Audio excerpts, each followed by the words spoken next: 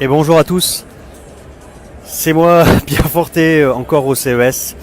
Alors, j'ai tenté le premier jour de faire une vidéo en live et malheureusement c'est compliqué parce que les réseaux sont complètement surchargés, à la fois les réseaux Wi-Fi et en même temps les réseaux GSM.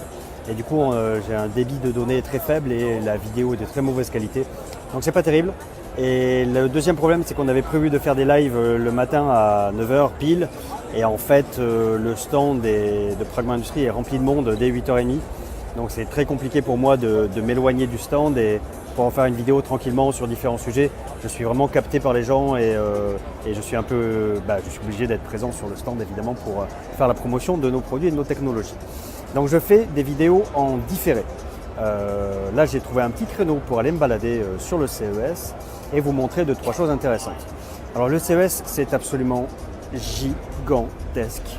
Il n'y a pas d'autre mot, c'est à une échelle qui est juste incroyable. C'est grand mais c'est immense. Donc je ne vais pas pouvoir tout montrer évidemment, très très loin de là. Je vais vous montrer des trucs qui me plaisent tout simplement. Alors, nous on est Pragma Industries, on expose dans une section qui s'appelle Smart Cities, c'est-à-dire les villes intelligentes. Dans les sections Smart Cities, on va trouver des thématiques, beaucoup de thématiques électroniques, beaucoup d'intelligence artificielle, c'est-à-dire à bord des véhicules. Qu'est-ce qu'on va retrouver comme technologie dans le futur qui vont nous aider, nous humains, à nous déplacer.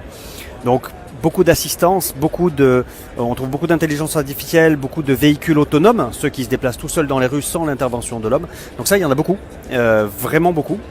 Et donc, ce sont des technologies qui ont pour visée de nous aider à nous déplacer.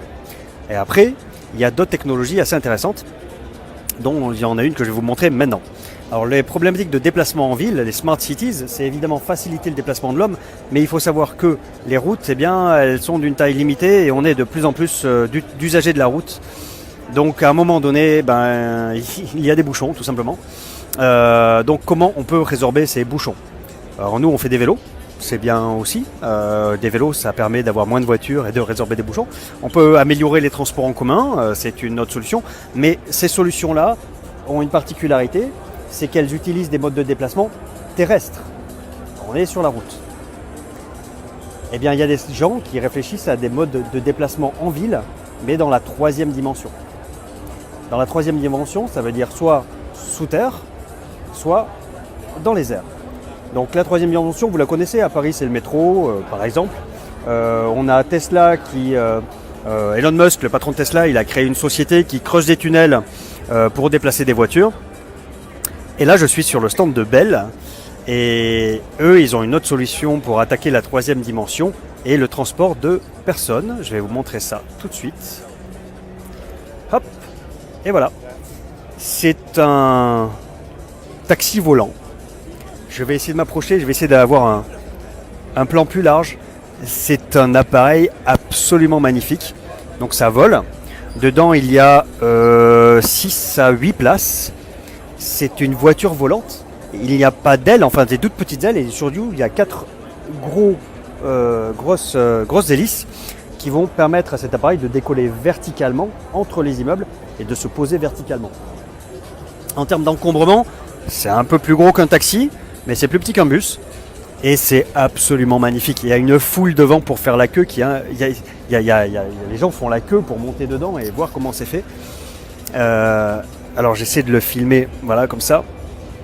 C'est une berline de luxe pour les airs. C'est absolument superbe. C'est comme un hélicoptère, mais il n'y a pas un grand rotor, il y en a 4. Et c'est absolument génial. Gros succès de Bell sur un stand qui est imposant.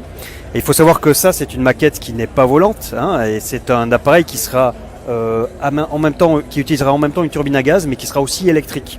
C'est le gros sujet de ce type de motorisation, c'est l'hybridation, parce que évidemment, quand vous voulez faire décoller une sorte d'hélicoptère moderne en ville, en milieu urbain, la principale problématique, c'est le bruit, c'est les nuisances sonores aérodynamiques de cet appareil.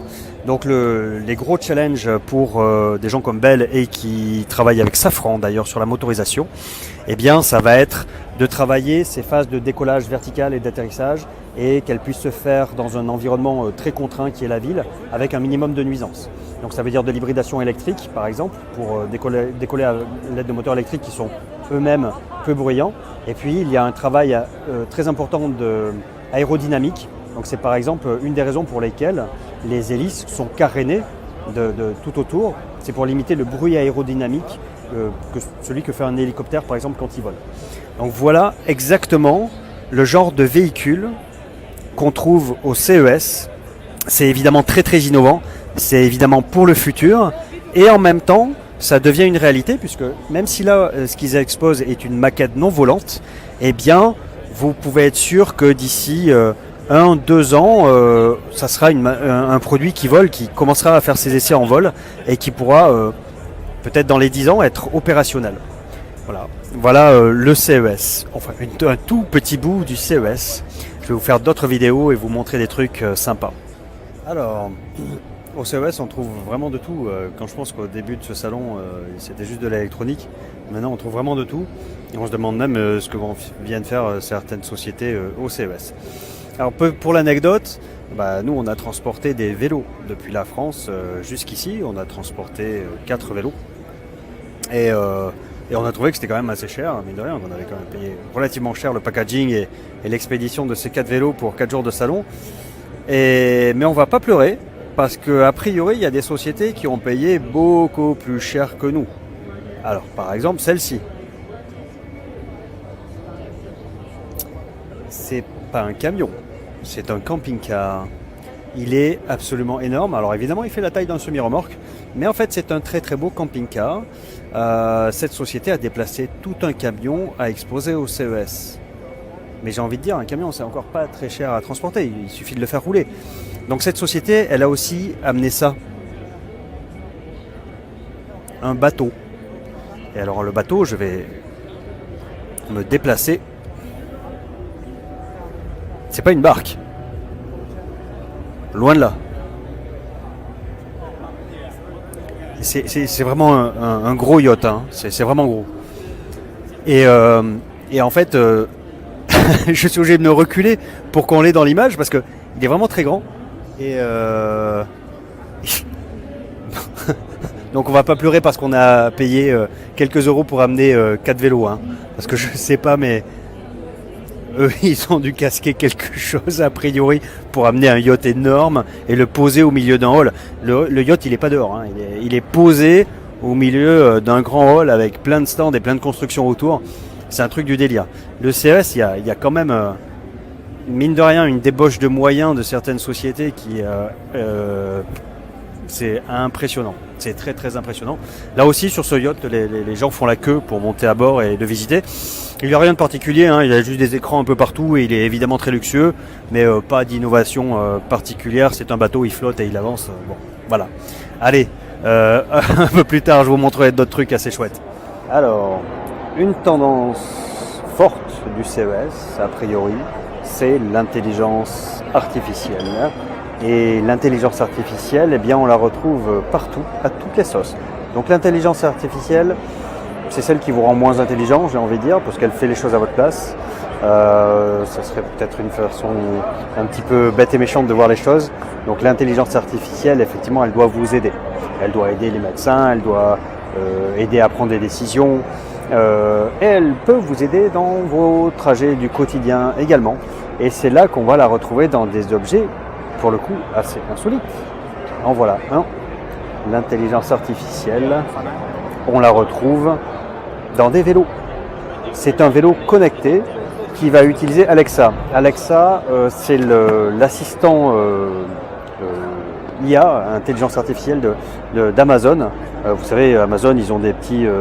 et alors, c'est un spécialiste de l'informatique. Amazon, ils vendent des livres, mais maintenant, c'est un très gros pourvoyeur de solutions web et de solutions logicielles, et notamment d'intelligence artificielle avec une base de données, de collecte de données qui est absolument gigantesque. Et ils font des petits modules que vous mettez chez vous et que vous pouvez interroger. Alors vous pouvez lui demander la météo, mais vous pouvez lui demander des choses aussi beaucoup plus complexes. Vous pouvez lui demander de passer une commande pour vous sur internet d'un livre ou de n'importe quoi. Et là par exemple on a un vélo de chez Cybic, je sais pas exactement comment on dit ça, eh bien il est connecté. Alors dessus on retrouve une interface et puis quelques boutons pour la lumière, etc. Mais surtout un écran et on va pouvoir parler à son vélo. Alors c'est intéressant si je regarde la fiche technique. Donc apparemment, d'après ce qu'il dit, c'est le premier vélo au monde à être connecté avec Alexa. Alexa, il y a un module Alexa qui est intégré dans le vélo. C'est un vélo à assistance électrique. Et donc on peut interagir avec son vélo sans les mains. Alors c'est assez amusant parce que interagir avec son vélo sans les mains, ça peut être casse-figure. Enfin, ça peut être un peu délicat. Mais en fait, l'idée, c'est de pouvoir interagir sur les commandes du vélo sans lâcher le guidon, c'est-à-dire justement pour être plus en sécurité. On n'a plus à lâcher les mains du guidon pour aller allumer la lumière ou changer la vitesse ou je ne sais quoi. Il suffit de parler au vélo et il va faire les choses. Donc on ne va pas lui demander de commander des tomates ou un livre, mais on va lui demander d'allumer les lumières, on va lui demander quelle est notre position GPS, on peut même lui demander par exemple quel est le chemin pour aller à une adresse particulière et le vélo va vous dire bah voilà, là tu vas tout droit, puis à droite et à gauche, et tout ça sans les mains. Juste par l'interaction de la voix, et c'est grâce à Amazon Alexa, l'intelligence artificielle, même à bord des vélos. A plus tard.